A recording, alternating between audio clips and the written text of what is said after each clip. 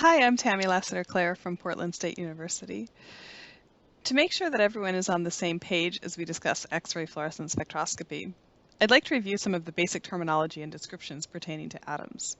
So we're going to talk about the structure of an atom, what are orbitals, what are electrons, transitions, what's meant by absorption/excitation, what about relaxation versus emission, and finally distinguish core and valence level electrons.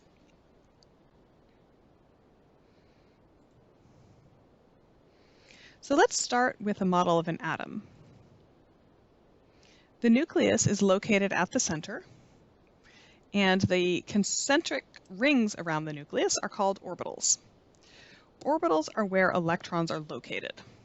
Electrons are negatively charged, while the nucleus is positively charged. Electrons that are located closest to the nucleus are called core electrons, while valence electrons are the outermost electrons. Another representation of the atom can be seen in the energy level diagram to the right. In this representation, orbitals appear as rungs on the ladder. If the nucleus was shown, it would be located below the lowest rung. Energy level diagrams represent the relative energies of the different orbitals. The orbital closest to the nucleus has the lowest energy. The energy of orbitals increases as we move up the diagram. Electrons can transition between orbitals. They can absorb energy, or they can relax to lose energy. Orbitals are given letter designations, K, L, and M, like the Dutch airlines, and that allows us to refer to them specifically, which is sort of like a street address for the electrons that live there.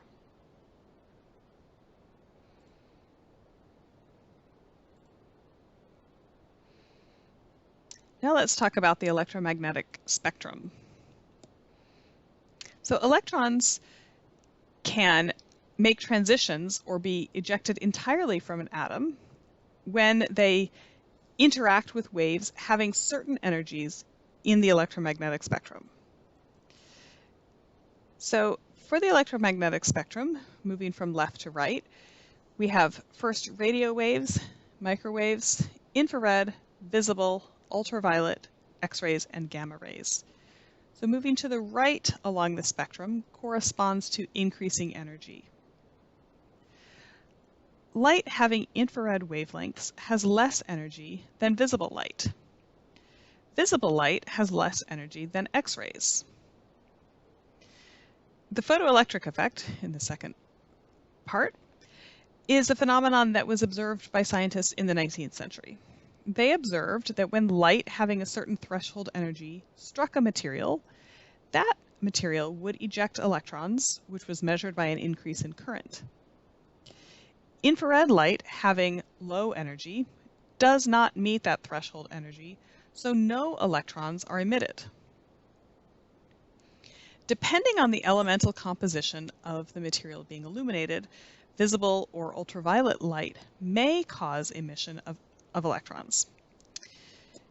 X-rays always have sufficient energy to cause electron emission, regardless of the type of material. So now let's return to our model of an atom to understand more about photoemission of electrons. So in fact, the number of orbitals that an atom has is more than the 3 that I showed initially.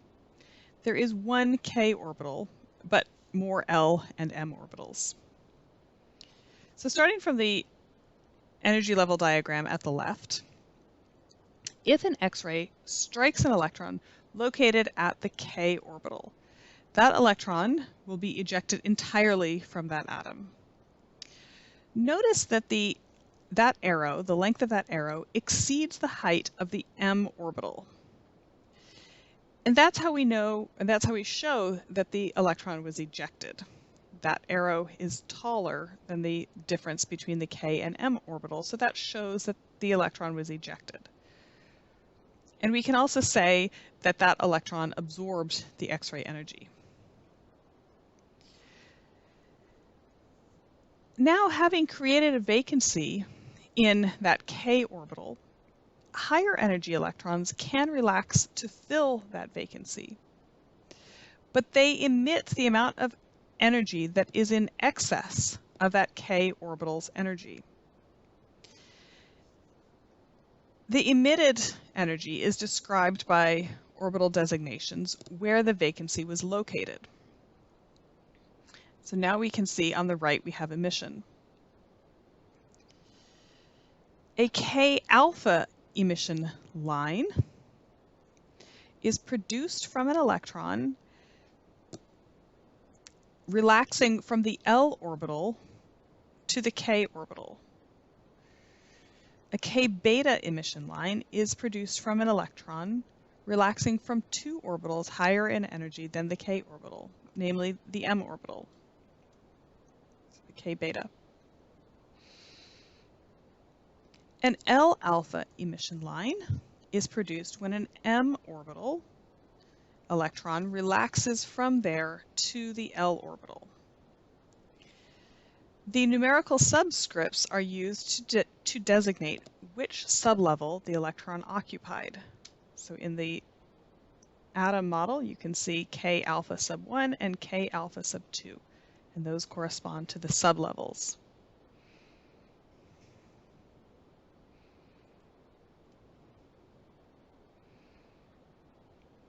Electrons can absorb energy to reside at a higher energy orbital. But the likelihood or efficiency with which an electron absorbs energy depends on how closely that energy matches to the energy needed to make a given transition. For example, let's say we have three elements, C, B, and A. We shine light having an energy E1 on each element. For element C, that light exceeds slightly the middle orbital's energy. E1 slightly exceeds the middle orbital's energy. So element C efficiently absorbs E1 energy. For element B, E1 energy exceeds the middle orbital's energy by a greater amount. So element B does not absorb E1 as efficiently. For element A, that energy difference is even greater. E1 energy is far in excess of that middle orbital's energy. So element A absorbs E1 energy less efficiently than element B did. So we can see another representation of that in the figure to the right. So at E1 energy, element C efficiently absorbs it. At E1, element B absorbs less of E1 energy than element C did. And element A absorbs even less of E1's energy than element B did. Let's look at a second example. Notice that something strange happens to element B at energy E2.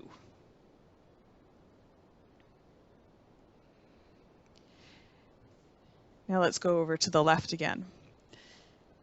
Energy E2 exceeds the highest orbital for element B. So element B can absorb that energy very efficiently. However, for element C, the highest orbital's energy is greater than E2.